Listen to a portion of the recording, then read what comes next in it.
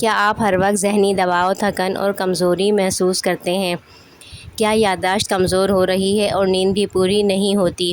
تو آج ہم آپ کو بتائیں گے دو ایسی چیزوں کے بارے میں جو صدیوں سے دماغی سکون، یادداشت اور اعصابی طاقت کے لیے آزمائی جا رہی ہیں۔ جی ہاں، برہمی بوٹی اور سونف۔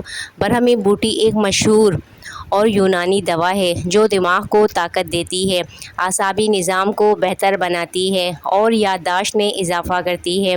سونف نہ صرف ہاضمہ بہتر کرتی ہے بلکہ دماغ کو ٹھنڈک دے کر نرمی اور سکون دیتی ہے۔ یہ دونوں مل کر ذہنی دباؤ، بے چینی، نیند کی کمی اور دماغی تھکن میں قدرتی آرام بھی دیتی ہیں۔ اس لیے آج کے دور میں جبکہ ہر انسان ہی ذہنی دباؤ کا شکار ہے، نیند کی کمی پوری نہیں ہوتی، اس طرح کے مسائل کے لیے یہ دونوں چیزیں لاجواب ہیں۔ برہمی پاؤڈر آپ نے لے لینا ہے۔ برہمی پاؤڈر آپ کو پنساری کے پاس مل جائے گا۔ سونف بھی آپ کو پرچون کی دکانوں پر بھی ملتی ہے، لیکن یہ بھی پنساری کے پاس آرام سے مل جاتی ہے۔ تازہ برہمی بوٹی اگر مل جاتی ہے تو بہت اچھا ہوتا ہے، لیکن اگر تازہ نہیں ملتا، خشک بھی ملتا ہے تو پنساری کے پاس خشک حالت میں بھی ملتا ہے اور پاؤڈر کی حالت میں بھی ملتا ہے۔ اس برہمی بوٹی کی پہچان یہ ہے کہ اس کی ایک ڈنڈی پر ایک ہی گول پتا لگا ہوا ہے، دوسرا پتا نہیں ہوتا ہے۔ ہر اس کی جو ایک ڈلی ہے، ایک ڈنڈی ہے، اس پر ایک ہی پتا آپ کو ملے گا۔ یہ ندی نالوں کے پاس یا جوہڑوں کے آس پاس وہ جگہیں جو ہر وقت گیلی تر رہ جاتی ہیں وہاں پر پیدا ہوتا ہے۔ گاؤں دیہاتوں میں جوہڑوں کے پاس، نالوں کے پاس اس کا پودا دیکھنے کو ملتا ہے۔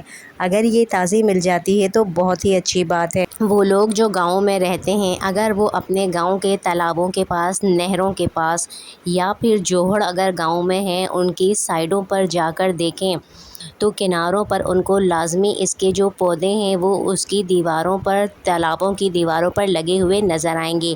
چھوٹے چھوٹے پودے جن کی ڈنڈی پر ایک ہی پتا گول سا ہوتا ہے۔ یہ بہت قیمتی پودا ہے، اگر انہیں تازی حالت میں ملتا ہے تو وہ تازہ لا کر استعمال کریں تو اس کے فوائد دگنے ہوتے ہیں۔ بہرحال تازہ پتے اگر نہیں بھی ہیں تو پنساری سے خشک پتے بھی لائے جا سکتے ہیں، اس کا پاؤڈر بھی ملتا ہے۔ تو خشک پتے اگر ملتے ہیں تو آدھی چمچ کھانے کی آپ نے خشک پتے لینے ہیں، اور پاؤڈر ہے تو آدھی چمچ ہی پاؤڈر لینا ہے، اور سونف ایک چھوٹی چائے کا چمچ لینا ہے۔